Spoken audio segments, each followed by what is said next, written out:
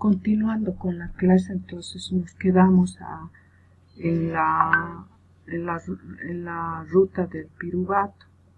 Entonces, como metabolito primario tenemos los aminoácidos y como metabolitos secundarios las grasas y las ceras, que nos dan las antraquinonas, y del acetilcolina A tenemos el ácido malónico, y como metabolito secundario del ácido malónico tenemos los isopropenoides, que entre ellos están los terpenos, los esteroides y los carotenoides, que también son de interés para la farmacología.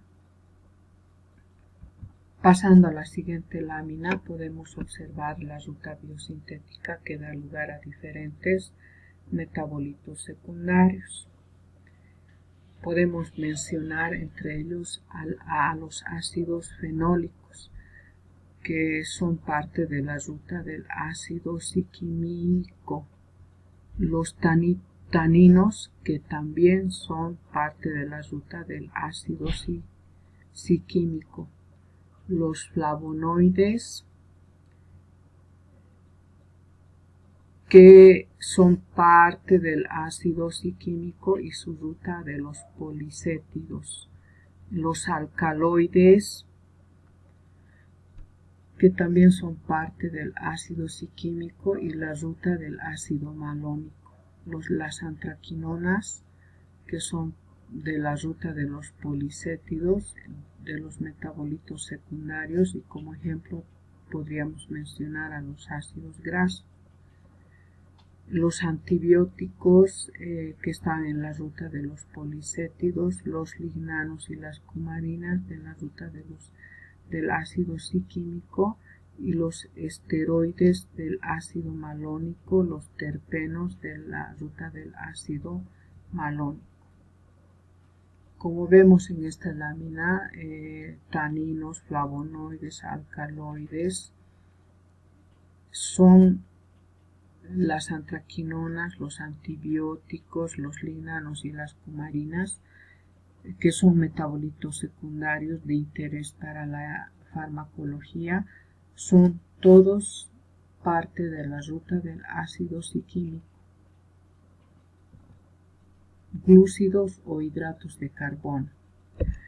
Entonces, aquí vamos a hacer también una retroalimentación de sus conocimientos que tienen en las diferentes materias que llevaron en biología, en química. Entonces estamos aplicando sus conocimientos y vamos a profundizar cuál es el interés en la farmacognosia de los glúcidos o hidratos de carbono.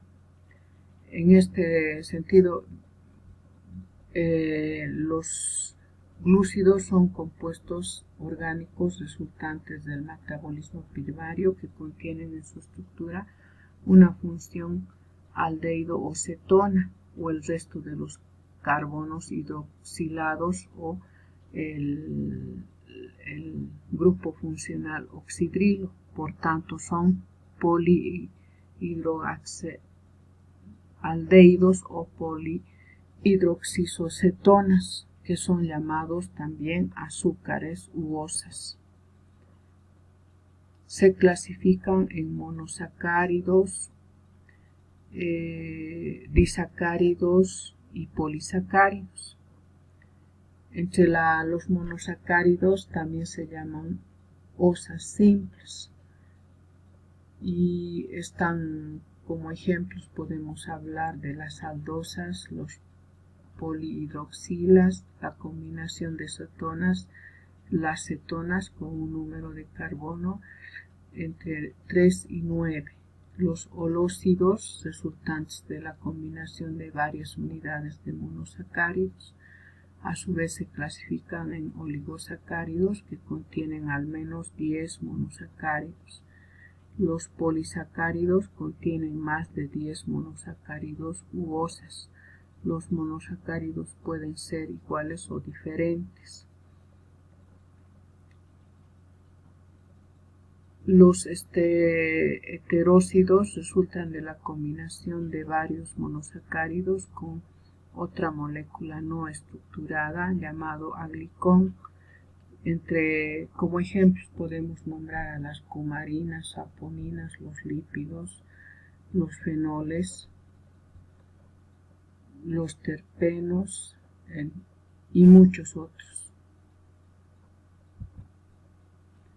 En este esquema podemos resumir, por ejemplo, que los glúcidos se clasifican en monosacáridos, holócidos y los heterócidos. Los monosacáridos, también llamados osas simples, los holócidos, que están formados por varios monosacáridos u osas, y los heterócidos, una osa más un aglicón. Entre los holócidos tenemos, por ejemplo, los oligosacáridos, que tienen menos de 10 monosacáridos. Los polisacáridos tienen más de 10 monosacáridos. Entre los polisacáridos a su vez se subdividen en homogéneos y heterogéneos. Los homogéneos están formados exclusivamente por azúcares iguales u osas iguales, y los heterogéneos, que están formados por osas diferentes o monosacáridos diferentes. Monosacáridos u osas simples. La definición: son polihidroxicetonas que tienen de 3 a 9 carbonos. Sus características principales son solubles en agua, poco solubles en alcohol.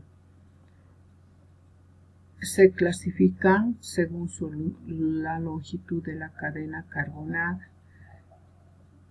Tenemos las triosas, tetrosas, pentosas según su función carboxílica, y las aldosas y las cetosas. Y según su función carbonílica, que tenemos las aldosas tienen función aldehído y las cetosas con función cetona. En las pentosas, por ejemplo, podemos nombrar al ácido desoxirribonucleico, al ácido ribonucleico, que son componentes o azúcares de los ácidos nucleicos.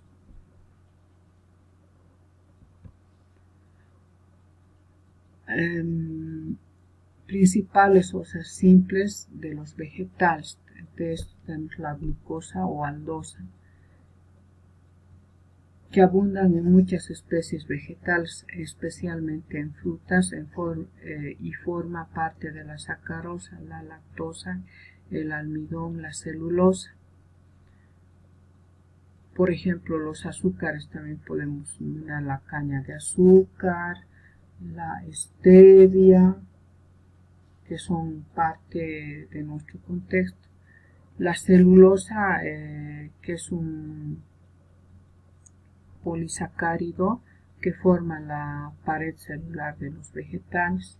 El almidón es fuente de reserva de todos los vegetales, pero como primera fuente de energía para los mismos vegetales. Su estructura química es un monosacárido de 6 átomos de carbono con una función aldehído o aldohexosa. ¿Cómo se obtiene? Por hidrólisis enzimática del almidón o por hidrólisis del ácido de la sacarosa, que se divide en, por ejemplo, la sacarosa en fructosa más glucosa. Uso: se utiliza en forma anhídrida o en monohidratada en la preparación de soluciones parentales. Preparaciones estériles que contienen uno o más principios activos destinados a la administración por inyección, infusión o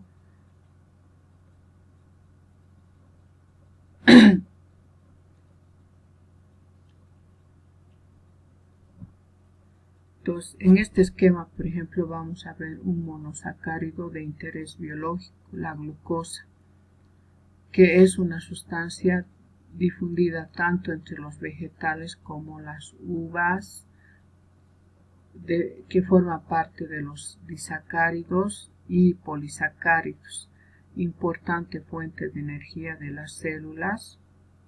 En la sangre hay un grupo 1 o 1000 de glucosa procedentes de la digestión.